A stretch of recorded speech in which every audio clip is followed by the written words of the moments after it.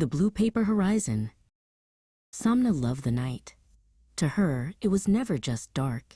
It was a blank page waiting for a story. Every evening, she pulled her heavy, star-patterned quilt up to her chin, took a deep breath of lavender-scented air, and closed her eyes to wait for the magic to begin. On her nightstand sat a small paper crane she had folded from a scrap of bright blue paper. As Somna drifted into the space between waking and sleeping, the crane began to pulse with a soft, rhythmic light. Its paper wings gave a tiny, sharp twitch, as if testing the weight of the air. Suddenly, the bedroom walls shimmered and stretched like fabric in the wind. The blue crane, whom Somna called Folden, grew and grew until he was large enough for her to sit upon. With a gentle rustle of his paper feathers, he bowed his head, inviting her to climb aboard for a journey.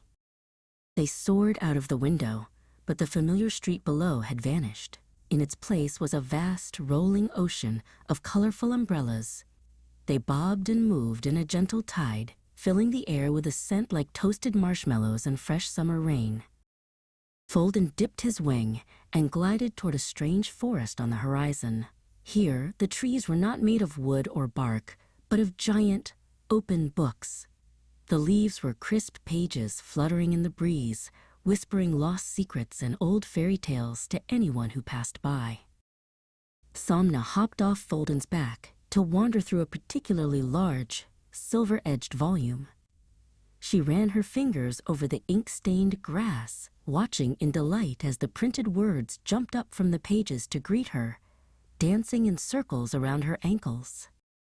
They continued their journey to the Peak of Seconds, a mountain made entirely of ticking clocks and golden gears. Folden hovered near the summit, where the air hummed with the sound of 1,000 heartbeats in time, felt like a physical thing you could catch and hold. As the dream sky began to turn from a deep, royal violet to a pale, misty peach, the gears slowed their rhythmic ticking. The world of ink and paper started to feel thin and translucent, like a beautiful drawing being slowly rubbed away by a giant, invisible eraser. Somna turned to Folden and wrapped her arms tightly around his long, creased neck. She felt the sturdy, crisp texture of his paper skin one last time.